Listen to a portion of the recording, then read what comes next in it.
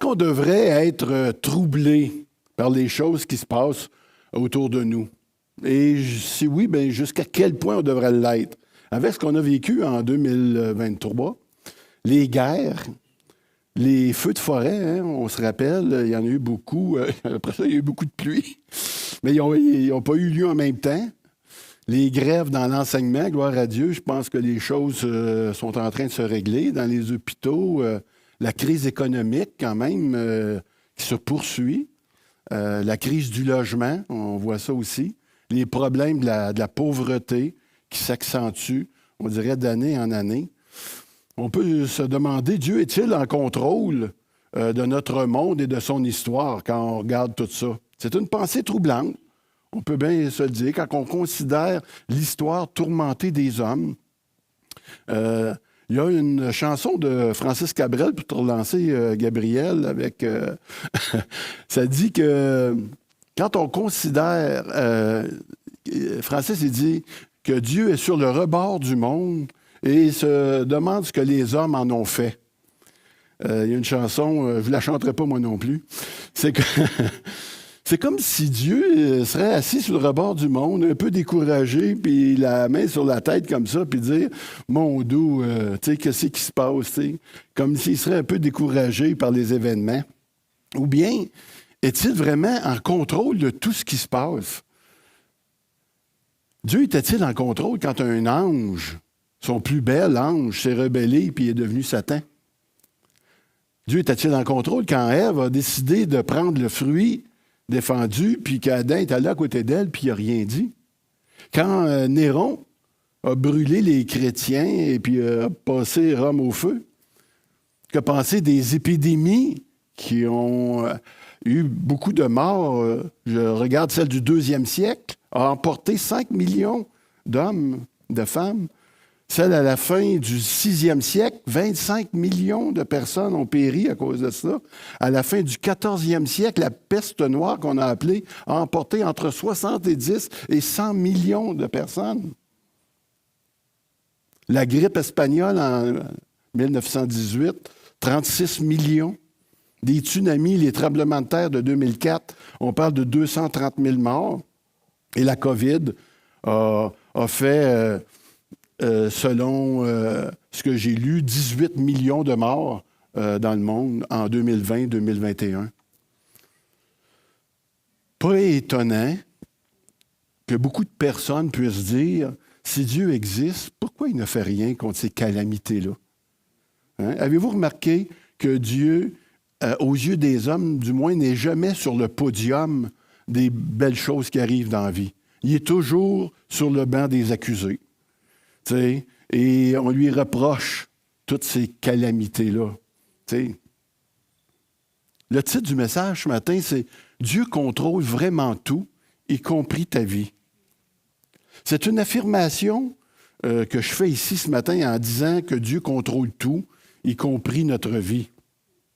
Je ne sais pas si vous êtes d'accord avec cette affirmation-là, mais je voudrais que chacun puisse, à la fin du message, à la fin de l'avant-midi, avoir cette conviction-là qu'il n'y a rien qui échappe à Dieu. Ce matin, on l'a chanté, on a eu quelques témoignages un peu de cela. On va voir dans le livre d'Isaïe, ce matin, que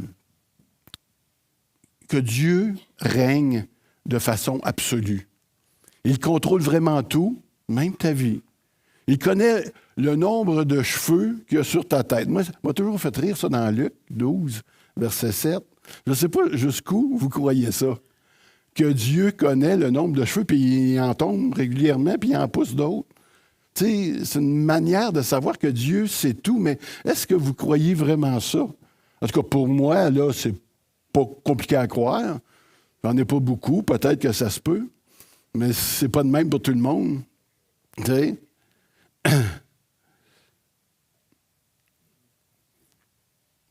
Tu dois pouvoir croire que Dieu se préoccupe de ton sort. Puis pourquoi? Mais parce que ta vie, là, elle a une incidence sur le plan et sur le plan de Dieu pour ce monde. Nous, on joue un rôle par rapport à ça. Et ça, ce matin, je vais le répéter quelques fois. Tu joues un rôle fondamental en tant que croyant dans le plan de Dieu. Ta vie, aussi simple soit-elle, a vraiment un impact dans l'échiquier du plan de Dieu pour le monde. Est-ce qu'on croit vraiment ça ce matin? Tout événement historique, d'ailleurs, trouve leur place dans le programme divin de Dieu. Il y a une découverte que j'aime rappeler, qui tourne autour de la parole de Dieu, c'est qu'au 15e siècle, la Bible a failli disparaître. Et si n'eût été d'une découverte très spéciale, elle aurait disparu parce qu'on ne voulait pas, on brûlait les Bibles à ce moment-là parce qu'on voulait pas on voulait que le peuple reste dans l'ignorance. Et on cherchait à détruire la parole de Dieu. Il aurait bien pu réussir si n'eût été d'une grande découverte en 1440, celle de Gutenberg, okay, qui a inventé l'imprimerie. Merci, Mona. Tu veux-tu venir? Alors, on dirait qu'elle lit mon message. Elle sait toutes les réponses. Enfin, le monde tourne autour de la parole de Dieu, hein, vous savez, et qu'on soit chrétien ou pas. Dieu exerce son plan parfait et la bonne nouvelle, c'est qu'on peut y prendre part à ce plan-là. Le monde va mal parce que tout tourne autour de l'homme puis des projets de l'homme. Mais en réalité, c'est que tout doit tourner autour de la parole de Dieu. Comme Dieu a fait apparaître, a donné à Gutenberg et aux autres autour qui ont inventé l'imprimerie. Puis pourquoi je dis l'imprimerie? Parce que pour rendre cette découverte-là crédible, il fallait imprimer un livre qui en valait la peine. Puis ce livre-là, c'était la Bible. C'était le seul livre qui était suffisamment grand pour pouvoir créditer cette découverte-là. Toute l'histoire personnelle trouve sa place dans quelque chose de plus grand dans l'histoire, dans celle du monde, créé par Dieu. On a un rôle à jouer qui dépasse, on pourrait dire, notre fait d'être sauvé ou le fait d'être juste un bon chrétien. Si vous regardez l'histoire de Joseph, dans Genèse, du point de vue personnel, c'est un peu pathétique ce qui est arrivé à ce jeune homme-là. T'sais, il a été livré par ses frères à la mort. Ensuite de ça, il a été piégé par une femme qui a essayé de l'emmener dans l'adultère. Il a été mis en prison avec des fausses accusations. Il a été oublié là par ses amis, par tout le monde, mais ça ne l'a pas empêché, Dieu, un jour, de l'emmener au titre de prince, si on veut, et de sauveur de son peuple, dans un monde complètement fou. Et pour dire à quel point sa vie a pris du sens à partir de là. Oui, mais peut-être vous allez dire, oui, mais moi, Serge, je pense pas que je t'appelais à sauver le monde. Peut-être pas, vous n'êtes peut-être pas appelé à sauver le monde, mais peut-être appelé à en sauver une.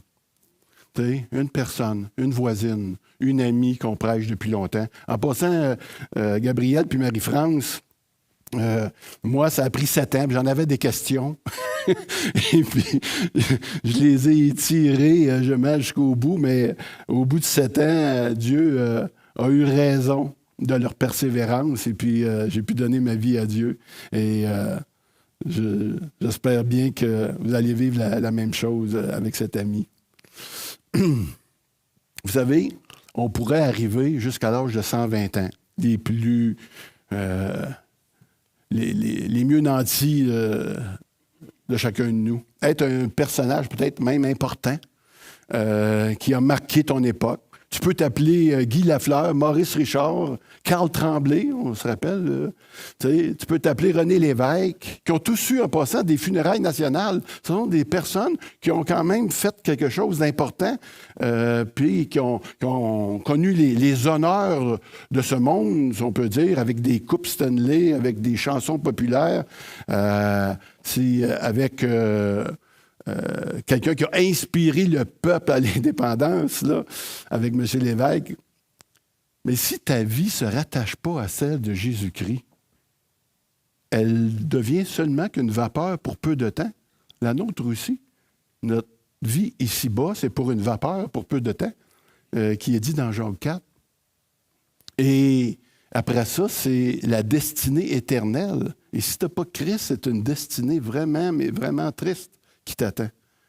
Jésus, avant de devenir sauveur, lui-même, tu sais, M. Grette nous en parlait la semaine dernière, tu sais, il vivait quand même une vie ordinaire, tu sais, dans sa jeunesse. Oui, après ça, il a fait des miracles, il a manifesté qui qu'il était, tout ça, mais si Dieu ne ressuscite pas, toutes les œuvres qu'il aurait pu faire, ça deviendrait, Jésus serait un simple humaniste comme beaucoup d'autres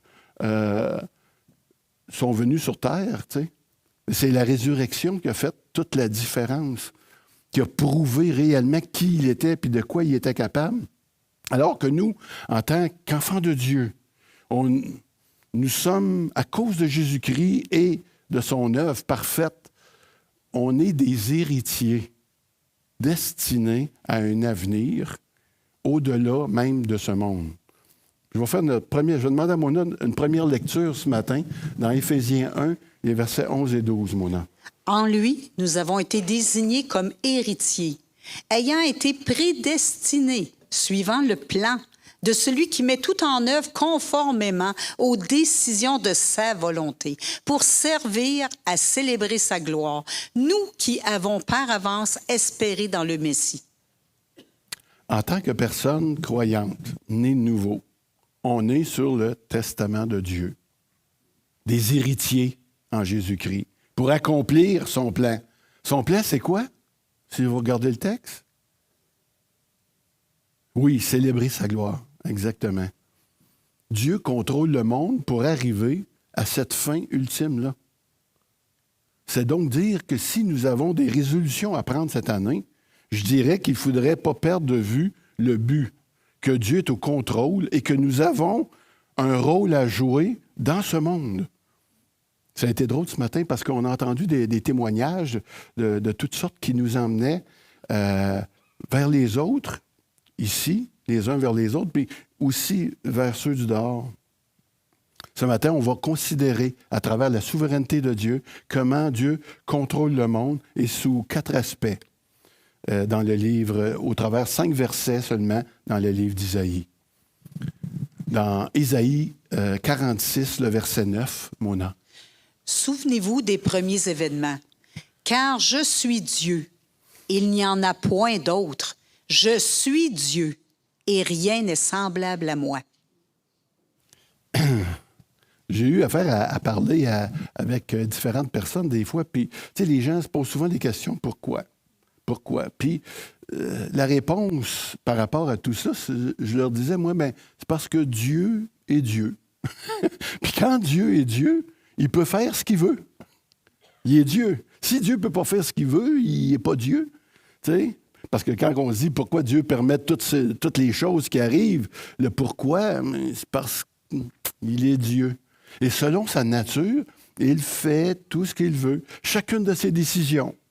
Tantôt, on a regardé comment que ça s'est passé dans le monde, mais chacune de ces décisions-là, il considère tous ses attributs en même temps.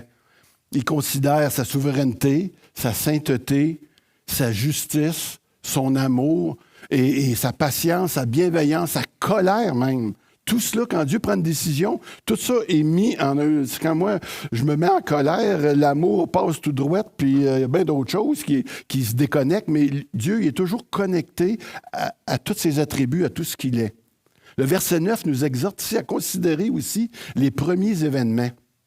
Il est bon de méditer sur les œuvres passées de Dieu pour être émerveillé. Puis ça, souvent, on va le faire en lisant la parole de Dieu. Surtout quand on vit un coup dur, c'est bien de se rappeler que Dieu est Dieu. T'sais, pensons au déluge avec Noé. Il était le seul croyant avec toute sa famille qui a survécu à ce déluge-là. Lot, appelé le juste, avec sa famille aussi, a survécu. Dieu l'a sorti presque de force de Sodome et Gomorrhe parce que considéré comme juste. Jonas, on le sait, comment que même Jonas, comment Dieu a manifesté sa grâce malgré toute sa résistance à vouloir aller témoigner. Dans les épreuves, là, tous ces gens-là ont bénéficié de la grâce de Dieu pour accomplir son plan parfait. C'est toujours le même Dieu aujourd'hui, en passant. Son caractère n'a pas changé, il reste toujours le même. Il est identique. Ses jugements et ses actes de sauvetage, c'est toujours là, c'est toujours présent. Et c'est bon pour nos vies aussi de se rappeler ce que Dieu a fait dans nos vies personnelles. Dieu a accompli des miracles. Ce matin, on a entendu un. J'ai été très touché aussi d'apprendre ça. Puis je vous encourage à les noter. Pourquoi? Parce qu'on a tendance à les oublier. Il y a quelqu'un cette semaine qui m'a dit « Hey, toi, ça, t'as été vraiment chanceux, hein? T'as failli mourir. » Genre, ouais, failli mourir. De quoi tu parles? Ben, il dit pendant le COVID. Oh, c'est bien trop vrai. Ben oui. Moi puis Mona a failli y passer. Ça a été vraiment, vraiment difficile pour nous pendant ce temps-là. Puis Dieu a pris soin de nous. Puis tu sais, on a tendance à oublier ça, ces choses-là. Puis ça fait pas longtemps. D'ailleurs, Daniel Peck, qui était un de nos amis qui a eu le COVID en même temps que nous, est décédé de cela dans la même semaine qu'on l'a eu ensemble. C'est moi qui l'ai appelé. Je dis hey, Daniel, tu devrais aller te faire tester parce que nous, on a le COVID. Puis il est allé, puis 7 jours plus tard, il mourrait. C'était au début, avant les vaccins et tout. Après ça, je me suis rappelé que Dieu a eu pitié de ma fille il y a 2 ans maintenant, d'une manière miraculeuse parce que on a découvert prématurément dans un examen de routine le cancer de sa glande thyroïde dont elle s'est fait retirer et tout ça, elle va bien maintenant. Tu sais, mais Dieu prend soin de nous, puis il y a toutes sortes de choses comme ça qui est arrivé. Je fais juste penser comment Dieu... Puis là, je sais que vous auriez probablement beaucoup d'histoires, puis ces histoires-là qu'on veut entendre les uns les autres. C'est comment Dieu a eu pitié d'un petit gars d'asbestos de 15 ans pour qu'il puisse rencontrer une femme merveilleuse qui s'appelle Mona. Moi, je m'en allais au tabac cet été-là pour aller apprendre l'anglais, puis il n'y a pas eu de travail. Puis là, mon frère, je me suis retrouvé à Montréal, pas une scène, mon frère est venu me recueillir, m'a dit « Serge, si tu veux travailler un petit peu pour moi, je vais te payer un peu. » Puis là, avec l'argent que j'ai eu, j'ai pu retourner à Sherbrooke. Mon autre beau-frère m'a accueilli à Sherbrooke au milieu de l'été. Puis là, il m'a dit « Serge, j'aurais besoin de toi, puis tu viens de travailler avec moi. » Mais lui, il restait dans un camping, puis c'est là que Mona était, dans ce camping là, puis c'est là que je l'ai rencontré, cette idée-là.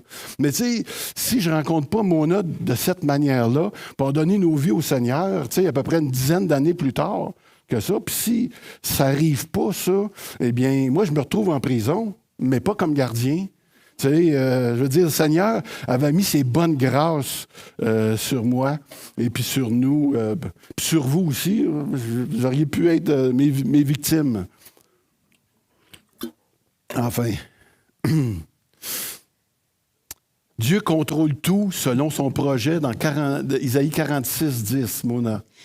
J'annonce dès le commencement ce qui vient par la suite, et longtemps d'avance ce qui n'est pas encore accompli.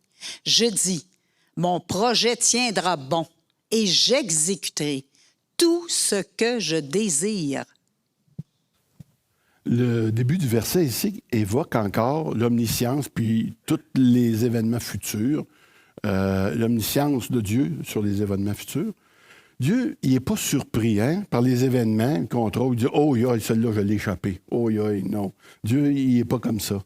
À la fin du verset, d'ailleurs, ici, le verset affirme qu'il a la puissance d'accomplir tout ce qu'il veut. Les verbes ici, il annonce, il dit, et il exécute.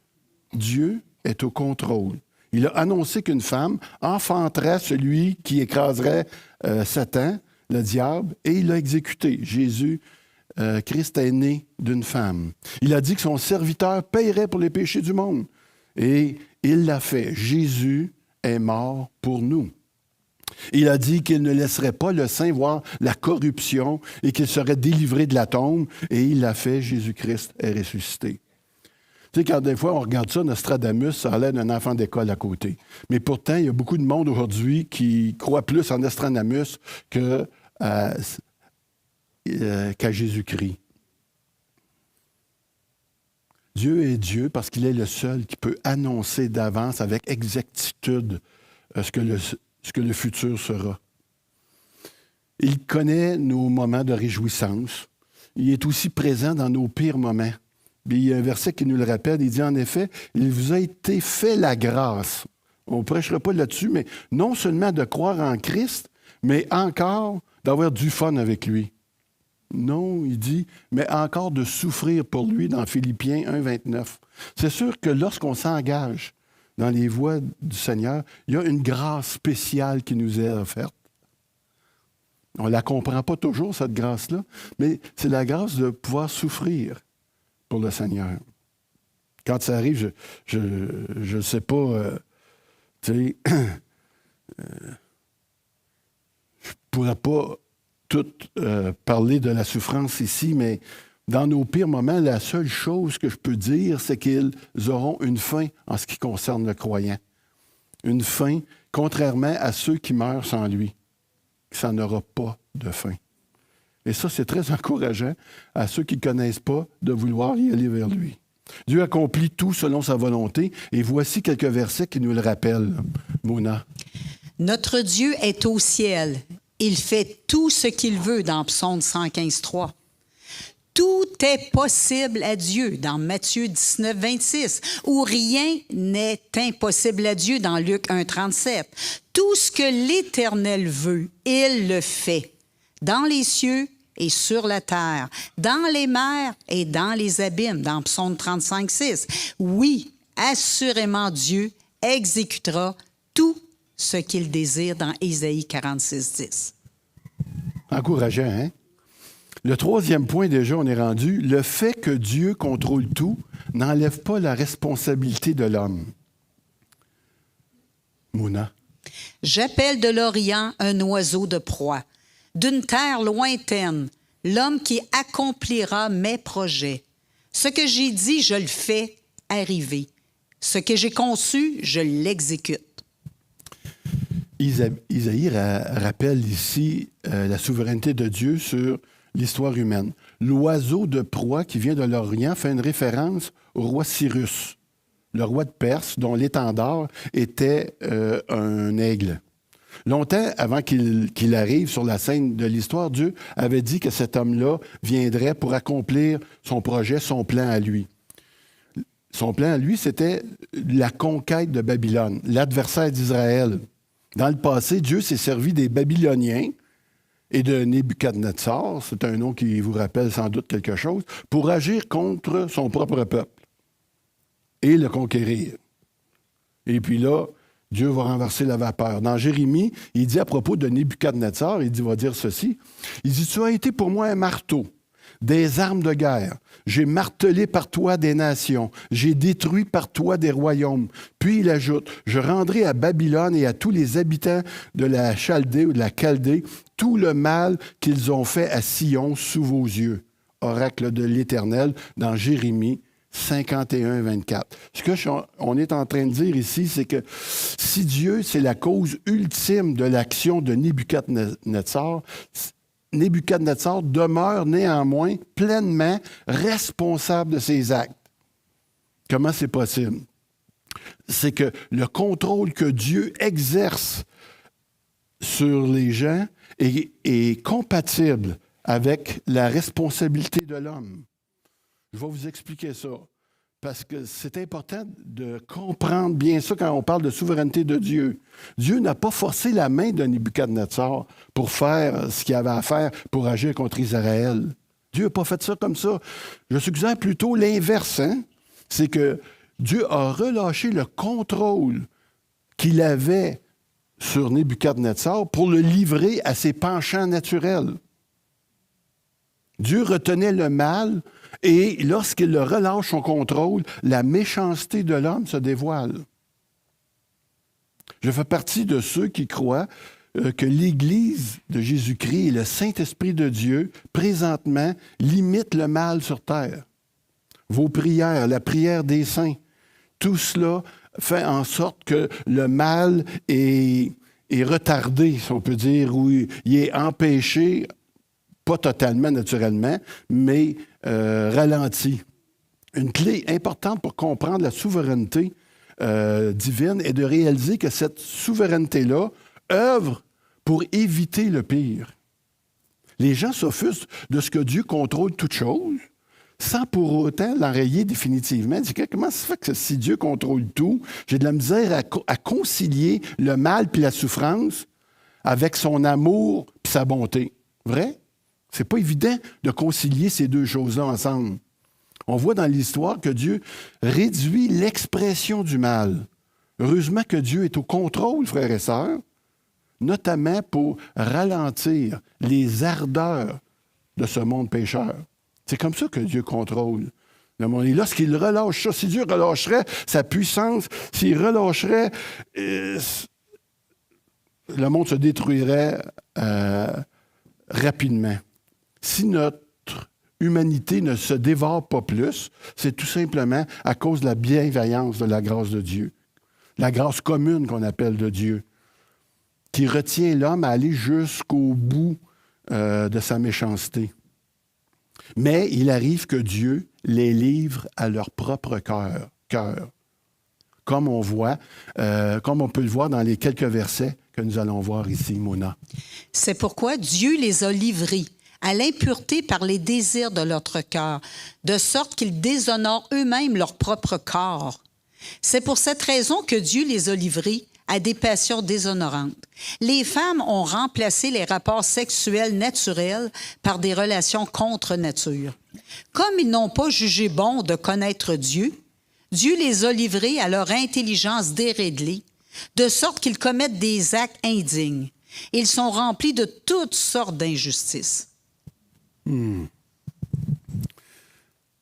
Quand nous avons des temps de paix, là, c'est l'expression de son amour. Quand la terre ne s'effondre pas en tremblement de terre, en ouragan constant, c'est la manifestation de sa grâce bienveillante sur l'homme. Mais quand Dieu relâche le contrôle, on peut se retrouver avec des maladies, avec la présence de la mort, des guerres, les pandémies.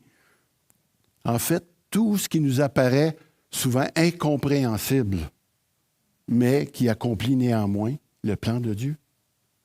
L'exemple parfait de ce que je suis en train de dire, c'est Jésus. Quand on lit dans Actes 4, 27, 28, Hérode et Ponce Pilate se sont ligués dans cette ville-là avec les nations, avec les peuples d'Israël, pour faire tout ce que ta main et ton conseil avaient déterminé d'avance. Dieu avait déjà déterminé que des tueurs, des assassins allaient se mettre ensemble. Il a relâché le mal pour qu'il puisse arriver ce qui est arrivé. C'est qu'on emmène Jésus à la croix. Tout simplement. Pour nous sauver. C'était dans le plan de Dieu. Et Dieu a livré à leur cœur des assassins, tout simplement, pour accomplir son plan, qui était de nous sauver. Plus proche de nous, on peut penser des fois à la récession. Quoi ça sert, la récession? Tu sais, qu'on vit, puis il y en a eu plus qu'une. Il y a eu des moments vraiment difficiles dans le monde. Tu sais, ça plonge le monde dans un certain malheur, une certaine déficience. Il y a beaucoup de choses qui se passent lors d'une récession. Mais ça peut servir aussi à ramener le monde à des valeurs plus proches, comme on l'a vécu peut-être dans le temps de la pandémie. Puis ultimement, plus proche de lui, parce que le Seigneur cherche ceux qui lui appartiennent, dans ce sens. Dieu contrôle tout selon son plan de salut. C'est le 4e ce matin. 46, 12 et 13, Mona. Écoutez-moi, gens endurcis de cœur, si éloignés de la justice. Je fais approcher ma justice. Elle n'est pas loin. Et mon salut, il ne tardera pas. Je mettrai le salut en Sion pour Israël, ma parure. L'incrédulité du peuple n'empêchera pas Dieu de manifester sa fidélité et sa justice. Les Israélites iront en exil, mais seront délivrés. Le contrôle de Dieu s'exerce, en fait, compte sur le plan rédempteur. Dieu a un plan rédempteur pour le monde. Et il contrôle toutes choses en vue de cet objectif-là. Et c'est quoi son objectif ultime? On l'a vu au début dans Éphésiens. Mona a toutes les réponses. Que nous servions à célébrer sa gloire. C'est à ça que ça sert. Dieu appelle à lui les élus de tous les temps, de toutes les nations, à venir. Dieu pèse sur l'histoire de ce monde, en sorte que tous ceux et celles qui sont destinés, qui lui appartiennent, qui puissent entendre la proclamation de l'Évangile et soient sauvés. Acte 13, 48.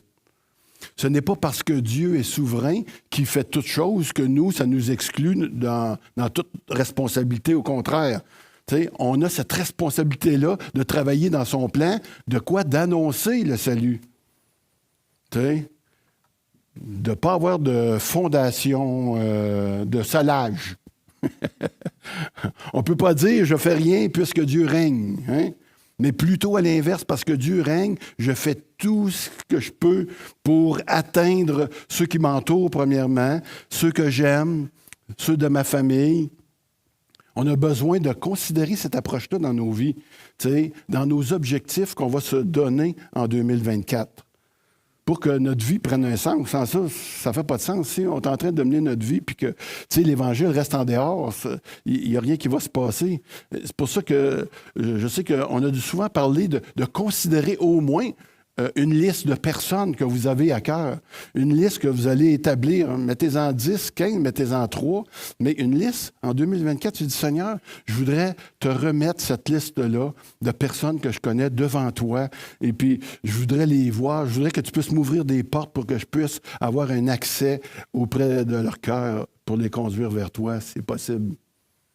Nous pouvons croire que tout ce qui nous arrive d'étrange, d'incompréhensible, ça vise quand même son sens. Un enseignement, Dieu a un but au travers de ça, de faire ces choses-là, qui est en lien avec notre mission. Si tu crois que tu es sur terre pour être heureux, ça se peut que tu ne le sois pas. Parce que quand il va arriver des coups durs, ça ne fera jamais de sens pour toi. Tu vas te demander, mais qu'est-ce qui se passe? Mais la plupart des malheurs, ça n'aura pas de sens. Mais si tu es en train de manifester la gloire à travers ta vie, si tu as fait des choix en fonction de ça, tu risques d'être joyeux, même quand les circonstances ne seront pas favorables pour toi. En conclusion ce matin, Mona, veux-tu nous lire Jérémie? C'est Jérémie 29, 11, oui. Car je connais les projets que j'ai formés sur vous, dit l'Éternel, projets de paix et non de malheur, afin de vous donner un avenir et de l'espérance. C'est pas un hasard que vous êtes sur la terre. On est chacun d'entre nous unique. Il n'y a pas d'erreur sur la personne. Seigneur, tu as fait une erreur. Non, il n'y a pas d'erreur. Et à quoi tu es appelé à faire. Dieu t'aime.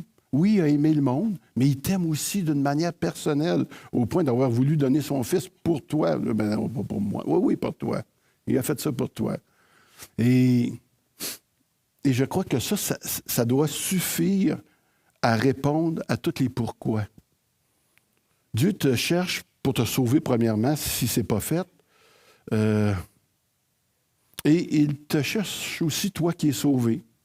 Il veut te rattacher à son plan pour toi dans la prochaine année. Méditer sur sa souveraineté, d'ailleurs, peut être vraiment précieux dans les circonstances qui sont pas tellement favorables, qui nous échappent des fois. C'est vrai qu'il y a des choses que nous-mêmes, on échappe dans la vie, mais Dieu ne nous échappe pas, lui. Il nous garde. Dans toutes les résolutions que tu vas prendre cette année, assure-toi de considérer le plan de Dieu. Si ça fait partie de ces projets qu'il a formés sur toi, des projets de paix et non de malheur. Tu sais, on est appelé à vivre un mot, l'utopie de Dieu. L'utopie de Dieu, c'est quoi? C'est le rêve de Dieu. Dieu nous amène à vouloir rêver avec lui. Il veut qu'on partage son rêve. Tu sais, de voir son royaume de Dieu s'établir et puis qu'on puisse mettre la main à la pâte avec lui pour précipiter son retour. Après minuit ce soir, il va y avoir un simple chiffre qui va changer. On va passer de 3 à 4, 2023 à 2024. Mais pour nous qui participons déjà à l'œuvre de Dieu, on pourrait dire ça, c'est qu'une journée parmi un autre où j'ai pris cette photo-là parce que je trouve que ça peut être représentatif de nous, d'être assis, on pourrait dire, au sommet du monde, parce qu'on est avec lui. Et puis, on a une perspective sur le monde que le monde n'a pas. Le monde regarde comme ça, mais nous, on peut regarder avec Dieu dans une autre perspective. Nous sommes au premier plan. C'est nous qui sommes au premier plan. Ce n'est pas les grands de ce monde qui vont atteindre toutes sortes de choses sans Christ. C'est ceux qui sont avec Christ, qui ont fait un choix pour lui, puis qui continuent à s'engager. Eux sont assis sur le rebord du monde avec Dieu, effectivement. Et on a du pouvoir. Dieu nous a donné un pouvoir dans nos mains pour accomplir son plan parfait. Ça devrait vraiment nous encourager, je trouve. À quelques heures de la nouvelle année, on prend souvent des nouvelles résolutions. Il serait de bonne loi d'entendre, en tant que chrétien, de les prendre en fonction, de voir l'œuvre de Dieu s'accomplir dans nos vies puis dans l'Église. On va se souhaiter une bonne année avec la santé. On dit la santé, la prospérité, puis tout ce que vous désirez. Hein? Mais ce qu'on désire, nous, en tant que croyants, c'est quoi? C'est d'être dans le plan de Dieu puis de marcher avec lui en tant qu'individu puis en tant qu'Église aussi. Mona, je vais t'inviter à venir ici ce matin. Je voudrais inviter Mona parce que Mona, il y a beaucoup de personnes qui aiment ça, de l'entendre prier. T'as amené ton micro, c'est bon, ça. Elle savait qu'elle allait parler. C'est que j'aimerais ça que, Mona, que tu puisses prier pour l'Assemblée ce matin. Qu'est-ce que tu en penses? Oui, puis juste avant de prier, Serge, écoute, réalisez-vous, j'ai toujours une petite nostalgie quand l'année termine et puis qu'on va se retrouver dans un autre. Mm-hmm. On a tous vécu des hauts et des bas, moi puis toi, Serge. Cette année, c'était un petit peu plus une douceur dans notre vie. Hein? Il y a eu des bouts qui étaient très difficiles. Puis ce matin, quand tu parlais, je me rappelais d'une phrase de Céline Lapierre n'est pas là, de son frère, le pasteur Lapierre.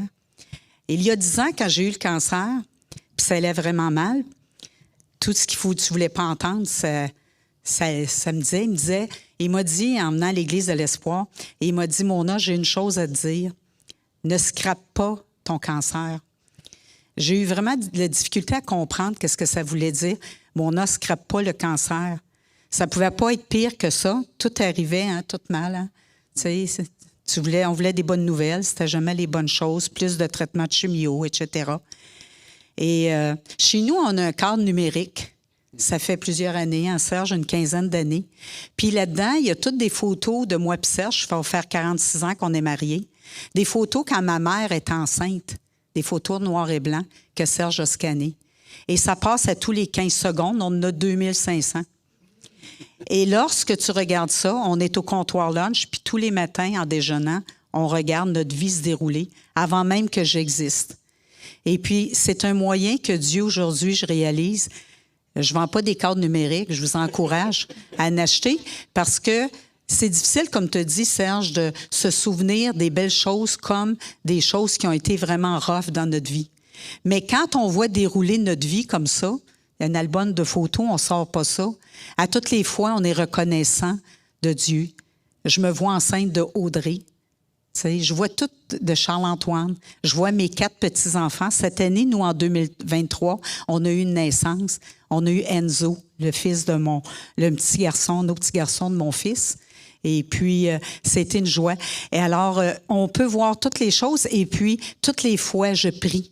Je dis, « Ah, Seigneur, je vois ta trace. » Je peux voir plus facilement la trace de Dieu dans ma vie puis dans celle de Serge. Et puis, comme tu disais, tu sais, on ne peut pas tout se souvenir des choses, comment Dieu nous a touchés dans notre cœur. Alors, c'est pour moi, c'était un beau cadeau, ça, de pouvoir voir la trace de Dieu. Fait que 2023 achève, on était à quelques heures. Alors, je ne connais pas votre vie. Je ne connais pas les fardeaux que vous avez, les souffrances, peut-être les joies. Je ne connais pas ce que vous passez tout intimement. Mais il y a une chose que le Seigneur nous demande avant de boucler 2023 à minuit.